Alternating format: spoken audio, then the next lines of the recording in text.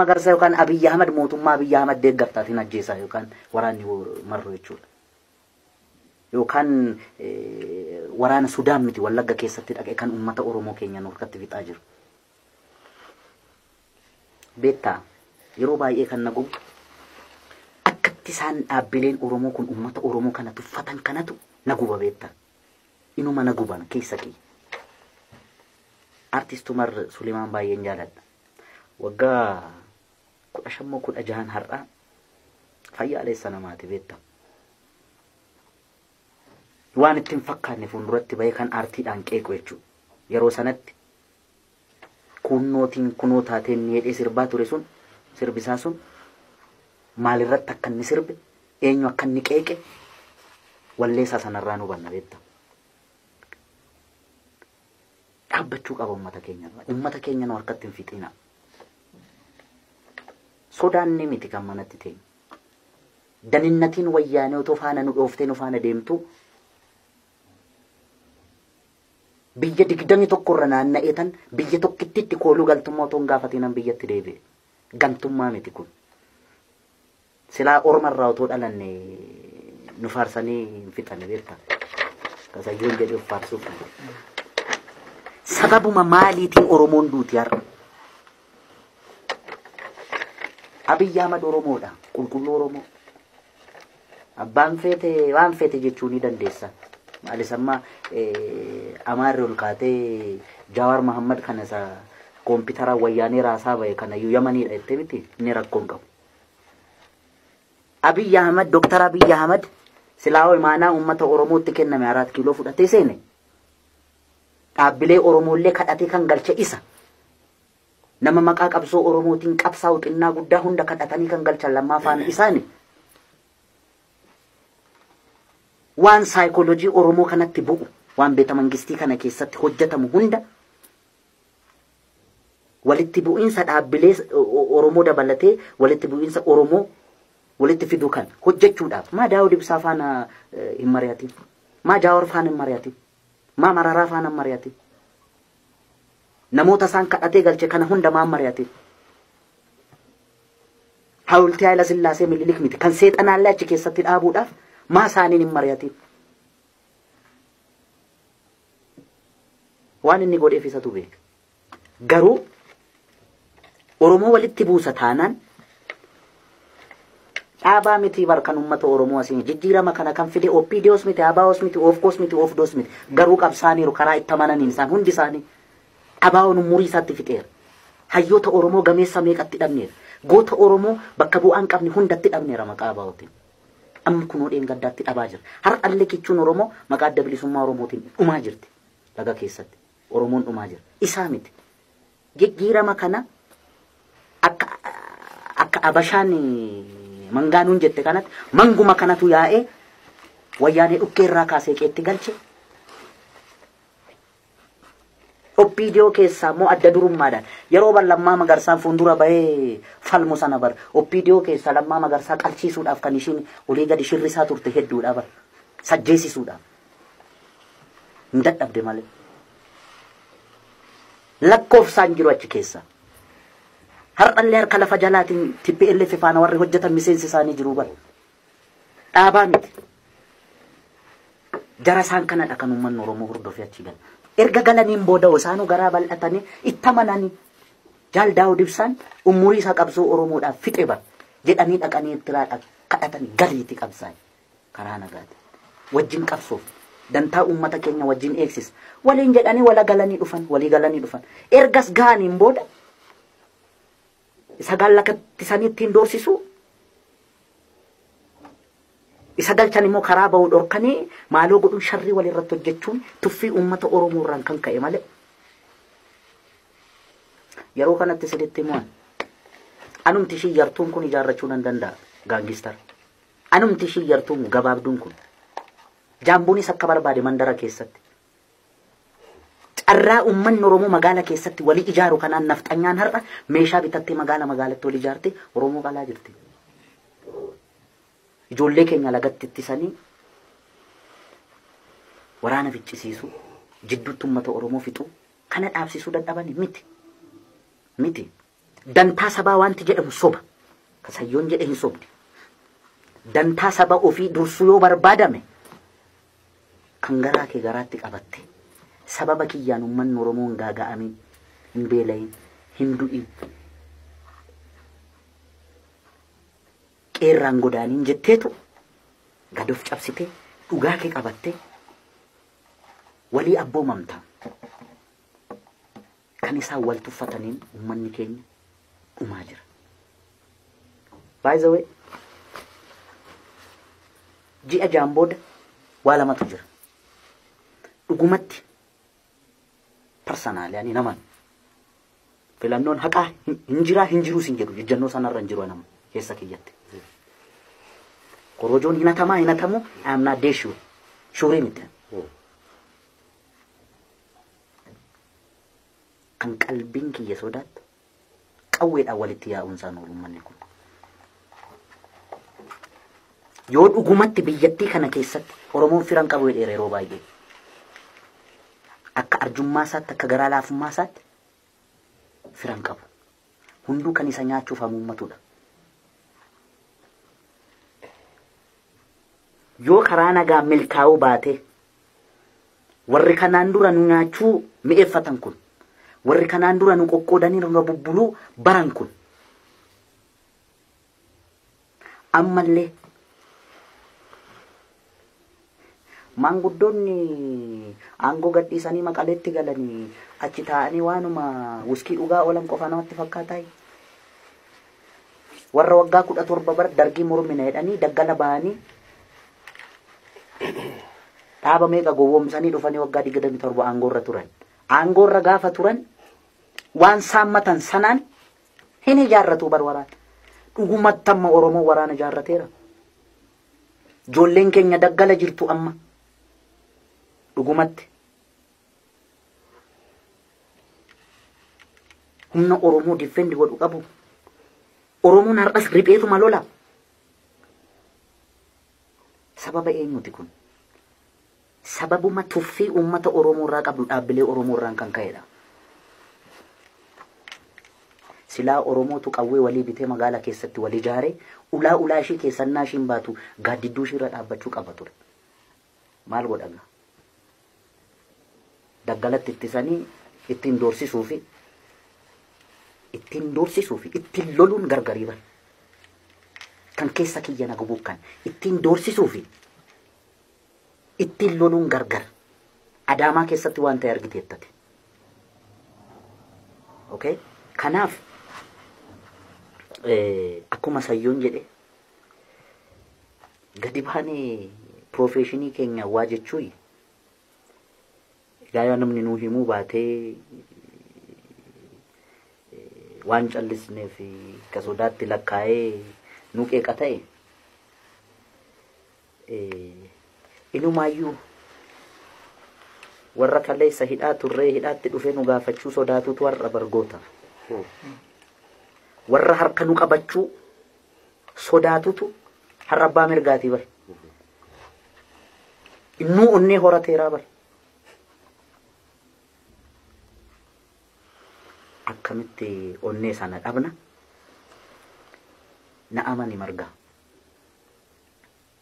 Na amani. Oromoon yoo nyaatame dhaabbilee Oromoon nyaachisa. Gaafan qalbii kiyyattim Lammaa fi Abiyyi wal dhaban gaafa jedhan lakki istirateejii fi acaaluu malee kun dhugaa mitee dheetan ofitti hima. Ofitti muufani. Maaliif jennaan waa'ee dhimma Oromoo irratti isaan wal mu'anii Abiyyi yoo lammaadhaaf hin mu'amin lammaan Abiyyiif yoo hin mu'amin namni ganda malee dhalate hin jiru. Namni naannoo malee dhalate hin jiru. Namni balbala malee dhalate hin jiru. Namni gosa malee dhalate hin jiru. Oromoon gosatti galti. Oromoon gandatti galti. Oromoon naannootti galti. Gaarsana gabaabaa wal dhoowwita gaama. Calqaba Wallagga keessatti kan Oromoon du'e Oromoo harkatti. amma jalduuf meettaa qaqqabeera. Trust me. Gaaf sana roorroo walirraa dhoowwuudhaaf hundushii gaangistara ijaarratti walitti namni ta'a jechuudha. Dantaa Oromoodhaaf yaaduun kana nan dhabe. Interviidhuma amma nu gooterraa ka'anii sayyoorraa ka'e aboo namni Zarihuun Wadaajotti dubbatu hamilee qabuyyuu yeroo kanatti barna dinqaa bara. Maaltu ta'e beektaan botte? Warra dabballee wayyaanee taate oppiidiyoon ergattu Amboo keessatti yoo ilmaan baqattee waddeessatti yookaan ilfatatti galte abbaa fi haadha reebsisaa bayetu har'a na baa'oo shaniiti jedhetu daba baasaan ta'e. Gantuu siin jedhaa bara. Ijoollee waggaa 8 fi waggaa 10 qaallittii keessatti gubachaa baatetu har'a diina inni goota. Waan akkasii faasii qunnama. Sookee rakkoon qabuun inni rakkoon fidu. Daandii wal dhoowwuun kun bar salphaadha. Namni dantaa saba Oromoof yaadu garuu waan na ulfaatu tokko hojjeta. Wanti ulfaatu maali? Mu'amu. Walii mu'amu. Walii mu'amu. Silaa uummata Oromoo kanatu sakaanis dhiibee 4 kiiloo galche, sakaanis alaa galche. Fedhii uummata isaan 4 kiilootti galcheef isaan biyyatti deebise kana kuni jechuun maal seete beekta? Warri 4 kiiloo galan kun yookaan warra jijjiirama kana keessatti viidiyoo keessaa baanee adda durummaadhaan qabsaan kun anaaf warra Taaddasaa Birruuti. Dirqama du'uun qaban isaan faarsuudhaaf. Lammaa Magarsaan ajjeefamuu qaba. TPLF ajjeesuu ni qabdi. Abiyyi Shimallis Taakkala Uumaa kan ajjeesuu ni qabdi. Nuti isaanis isaan faarsuudhaaf. By the way, ani yeroo artistoota Oromoo walitti qaban sana Lammaaf Abiyyi yaadattu taanaan kun ejjannoo goote. Silaa jechuun qabsoo isaan gaggeessan sanatti sarpiraayiziin ta'e maaliif viidiyoo keessaa namni bayeetuma Digiree fuuldura TPLF fuuldura dhaabbatee sabbaa keetii jedha kan jedhu yaadeeyyuun beeku beektaa. Ayyeedhanii bakka andineechaa ture. Gadi bayee noo jedhe Lamma. Har'uma gadi bayee Lammaan otoo Oromoo gane yookaan gandatti galee namni kireediitii isaa dhoowwu hin jiru. Omaa fiduu hin dandeessu. Gootummaan innaa sana raawwate dhaloota 2, 3, 4 ka'a. Jaalleewwan isaa dabalatee jechuudha.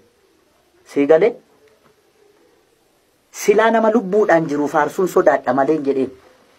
Silaa sinan faarsan jedhe. Nuti Waaqoo guutuu faa Taaddasaa Birruu faa kan jennu. Waan gaarii yeroo lubbuudhaan jiran raawwatan sana hojjetan sana deebisanii hin balleessan waan ta'eef isaan faarsinaa. Lubbuudhaan jirtu taana nama lubbuudhaan jiru nan shakkan jedhe. Maaliif jennaan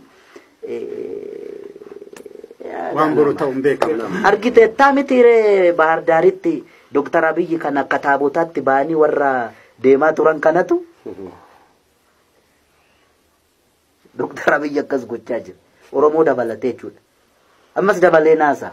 Ani bargaafan qubatti qabe Lammaa fi Abiyyi nurraa dhoowwaa yookaan qeerrottan iyya gaafan jedhe bar saree gurraacha natti qalanin. Warra saree gurraacha natti qalaa bayeetu sanatu amma jarakka hin taane gochaa jira. Walumaa galatti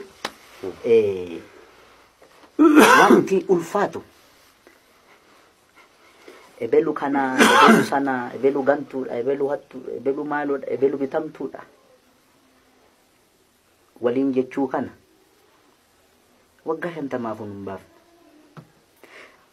In danda'amu malee isaanu akkuma baay'ina keenyaatti yookaan akka jirru kanatti nu sodaatuuf malee silaa warra nu harkaa nyaatee dhuge kana ijaarre of jalatti akka ishiin dantaa Oromoodhaaf qabsooftu gochu. Ilmaayyuu bara Oromoon du'uun qabu ture bara.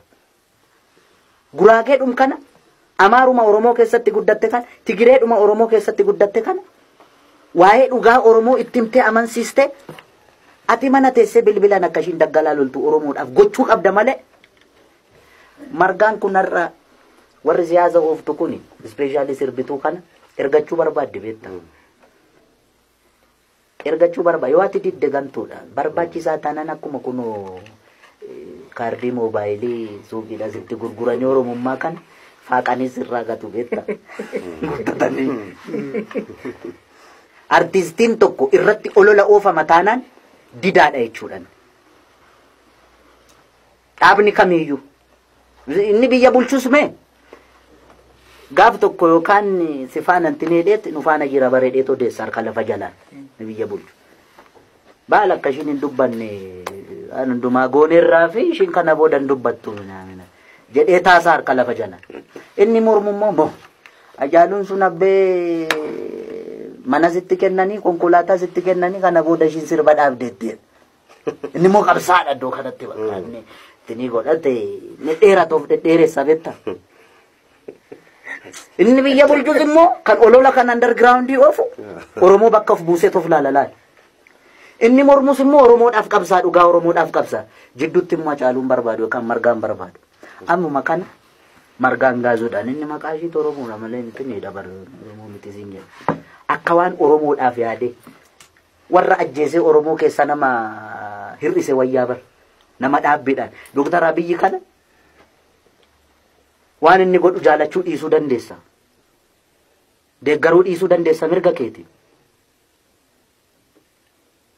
Suuraa Haayila Sillaaseef Minilik maa beeta mangistii keessa kaa'e na dabbaruu danda'a mirga kooti moo itti namanne. Abiyyi Oromoo miti jechuun garuu inni an Oromoodha utuma jedhuu bara. An Oromoodha jedhee otoo himatu inni Oromoo miti yoo jetteeni. Lakkoofsa Oromoo miiliyoona 50 keessa nama tokko hir'iste jechuudha. Akkamitti Oromoof qabsaa'aa taatari? Nama kana lakkate Oromoo taate sirraan eegamu. Wanti kun bar nama dallansiisa. Maalirraa kaatee kana gooteettaan? Wanti sarraa eegamus ani bar jara kana nas kaa'e. Istiraateejiidhaaf ta'uu danda'a. Waan innis otoo sitti himin kana gochuun qabu. Ana otoo natti himin kana gochuun qabdu na dabbareera. Silaawwan sin abdadha. Maa kana goote mee natti himi. Waanuma na fayyadu natti himi. Jettee isa gaafattee yoo inni ignoorsi godhellee dhimmati Oromummaarraa fudhattuuf maali?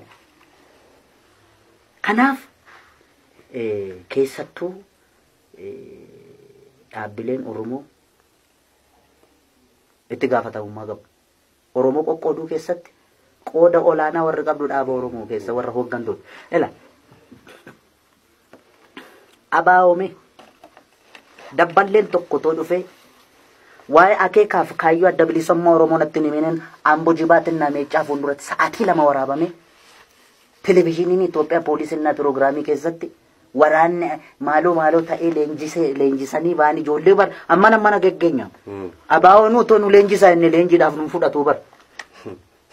Waggaa 16 waggaa 17 minaamin nurra hin jiru qaamni nafti. Achumatti nu guddifata malee qeetti. Televezyiinii Itoophiyaatiin olola ooftee karjallee Amboo seenni gaajaa dhugnee baan. Okay? Eenyutu innaa sana nurratti qaxaqqataa ture karjallee keessatti Tigiree faana nu tumsiisee nu galchaa ture. Hin beekamu. Har'allee sanuma. Kanaaf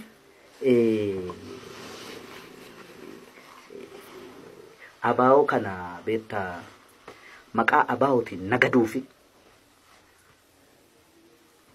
maqaa abaa'ootiin hojii kashan abaa'oo kana mee nadhii gammadaatitti dhabamee bar Laggasaa Wagiititti du'ee bar Laggasaa Wagiin ajjeefamee otoo waggaan guutii moo ji'a jaame meeqa galaan bara maqaa Laggasaa Wagii kaasuun nama ajjeesisu sanatti kaasne irra bar itti amanneeti goota Oromoo ta'uu isaatti amanneeti. Eeganoo dheengadda nu reebsisaa baateetu warra maqaa abaa'ootiin itti keessa seenteetu Oromoo kana qoqqoodde beektaa. Kanaaf maqaa OPDO kanaanis OPDO ODP something kanaanis warra ummata kana qoqqooddee qircaa godhachuu barbaaddu kun ummata kanarraa dhaabbachuu qabdi tuffiirraa ka'a kun. Kanaaf dhibee guddaan kan jiru Oromatti dabarsanii ammas carraa Oromoo kana kennan kun warra biyya bulchan warra dhaaba mormituu hoogganan hundi isaanii walii mu'amanii ummata kana luucceessuu qabu taanaan hin qabu malee by the way akkuma saanuu jedhan luucceessanis luucceessuu baatanis qoqqoodanis qoqqooduu baatanis hundumtuu gaangistara mataa ijaarrate